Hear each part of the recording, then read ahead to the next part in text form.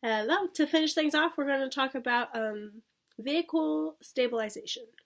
And to start things off with this, you want to locate all the victims that were in the vehicle accident. If it was one car, two car, multiple cars, you want to locate all the victims. To start things off, you want to stabilize the scene, and you want to use materials at hand to help prevent movement of the vehicle. And if there are any fires or any other dangers, you want to deal with those so they don't cause further injuries to the victims there or bystanders.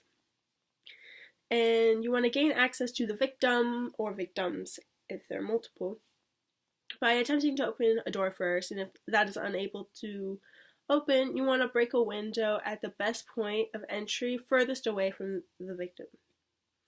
And you want to protect yourself when doing this, and you also want to protect the victim. You also want to protect them with heavy materials as you gain access to them, like heavy blankets and stuff like that, and like tarps. And you want to stabilize the victims by performing the primary, survey, and triage if necessary.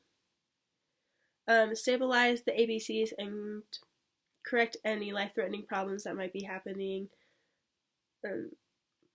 Next, you want to protect the victim from further injury through proper immobilization. And you want to continue to monitor the ABCs, and if they're bleeding, monitor their bleeding, and to regulate their temperature to make sure you're keeping them warm. And finally, when removing victims from a vehicle, it's only necessary for you to do so if it's necessary to save their life. If they are okay in the car, leave them there until the EMS gets there. And to do so, you want a proper movement of the victim if they're lying on a vehicle seat, and you also need proper movement if they are lying on the floor.